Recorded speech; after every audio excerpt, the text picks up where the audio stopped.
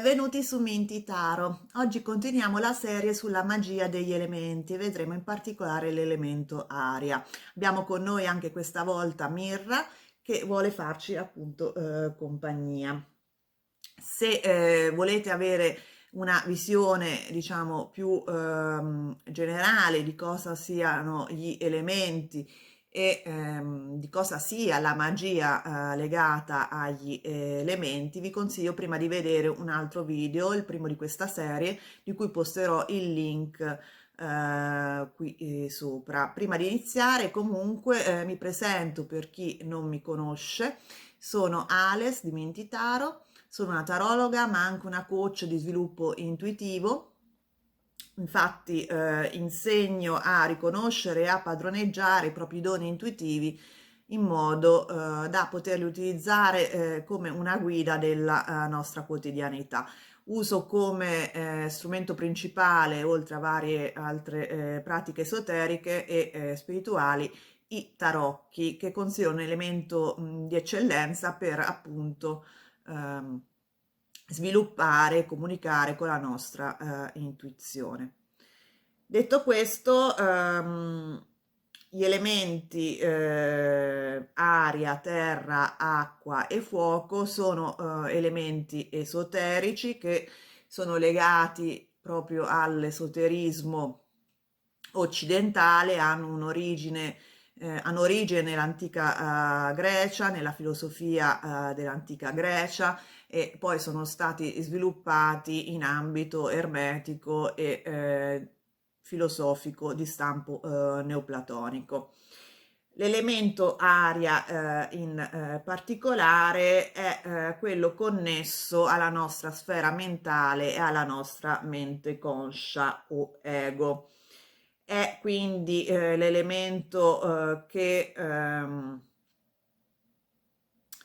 è relativo a tutte le attività mentali, soprattutto quelle di stampo analitico, è relativo alla comunicazione perché l'aria è simbolo di comunicazione, di velocità, di viaggi, ed è relativo alla mente conscia, quindi all'ego, cioè quella parte della nostra personalità con cui ci identifichiamo. Ho fatto vari video sul tema dell'ego e quanto possa essere importante, ma a volte anche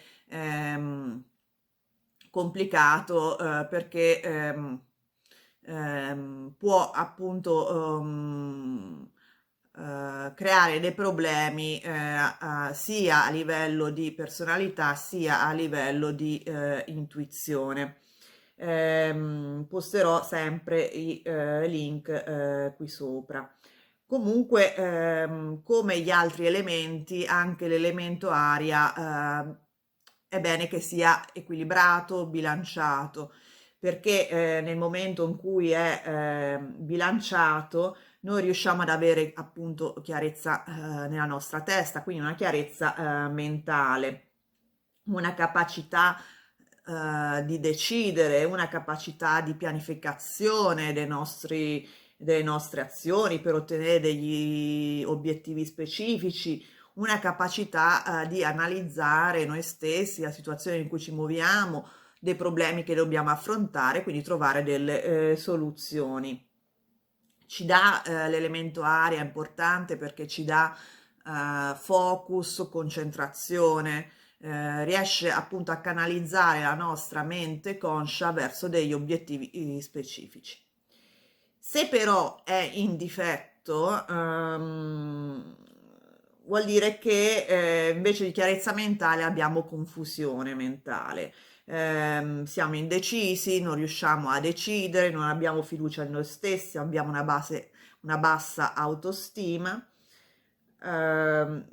una mancanza di capacità organizzativa, di capacità di pianificazione, non ci concentriamo, non abbiamo focus. Questo se è in difetto. Se è in eccesso, anche lì siamo comunque pieni di dubbi perché è legato alla mente conscia e all'ego che di per sé è una funzione della nostra mente, una parte della nostra mente che per natura è analitica, quindi mette in discussione tutto. Quindi un eccesso dell'elemento aria può creare anche una capacità ehm, di analizzare perché fondamentalmente non abbiamo fiducia in noi stessi e nelle nostre capacità. Ehm, per altri versi può anche indicare una mancanza di concretezza nella nostra vita.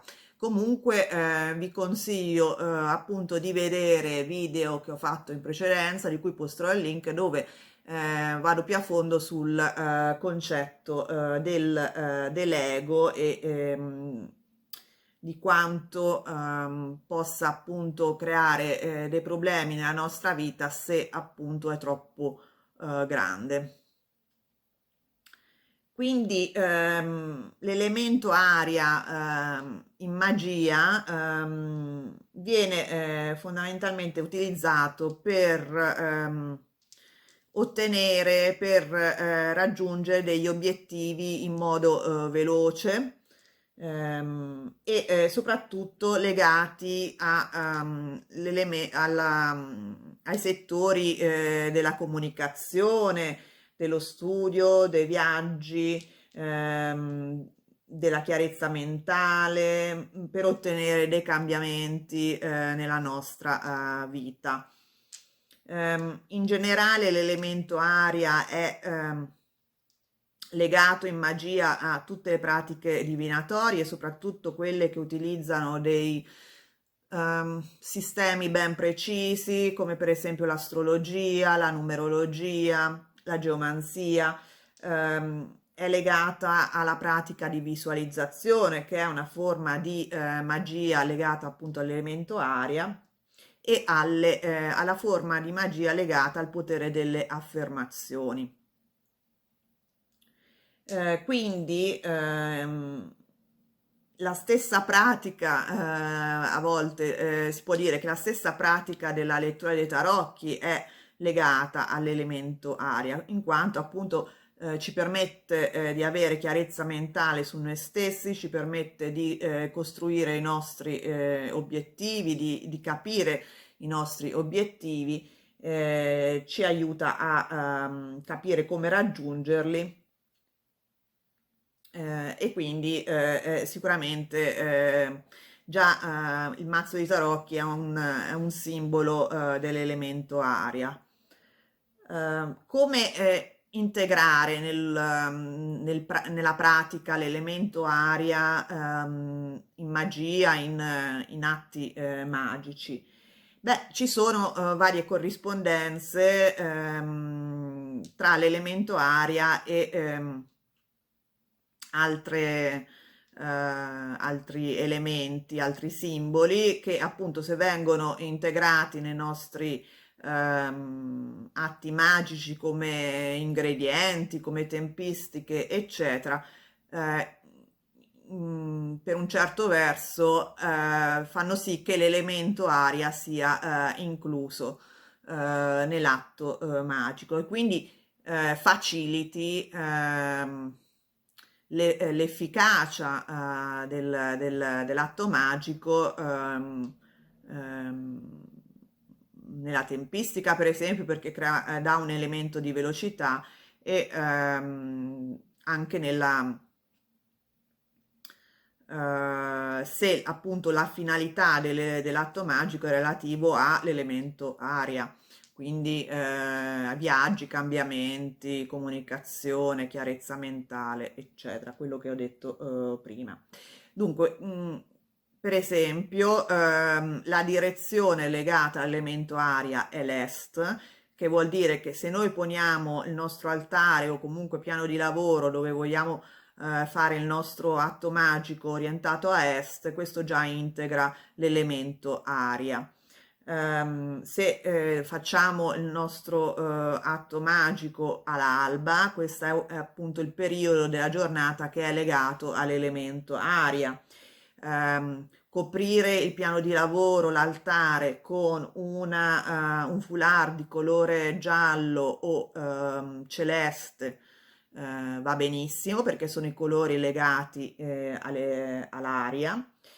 Oggetti di metallo, in particolare rame e stagno, sono legati all'aria, e poi altri simboli naturali come per esempio le piume, gli incensi, fiori profumati, campanelli, eccetera, perché l'aria di per sé non si vede bene, insomma, si percepisce grazie appunto agli odori e ai suoni che trasporta. Per questo simboli che richiamano l'elemento aria sono legati ai suoni, tipo le campanelle, o al profumo, tipo l'incenso e fiori. Io consiglio quindi di integrare l'elemento aria nei nostri atti magici, ehm, mettendo il piano di lavoro o l'altare nella direzione est,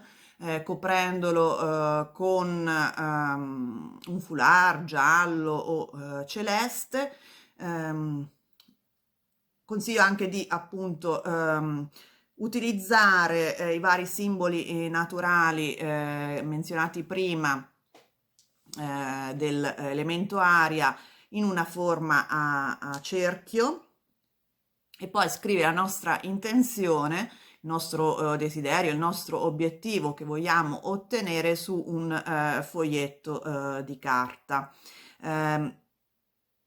Traccerei anche, vi consiglio appunto di tracciare sul foglietto anche simboli dei segni zodiacali legati all'elemento aria, quindi Acquario, Bilancia, Gemelli, che rafforza appunto questa corrispondenza con l'elemento aria. Dopodiché piegate il foglietto, lo passate sul fumo del incenso, magari ripetendo appunto la vostra intenzione ad alta voce.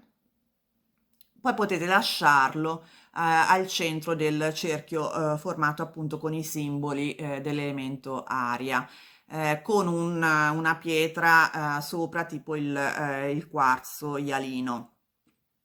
Un altro modo per integrare ulteriormente l'elemento aria in questo nostro atto magico è di prendere il foglietto una volta passato al fumo dell'incenso e attaccarlo a un ramo di un albero, in modo che il vento possa appunto trascinarlo, farlo volare, diciamo, nell'universo, far volare la nostra intenzione nell'universo, che è un'immagine molto, molto bella, secondo me.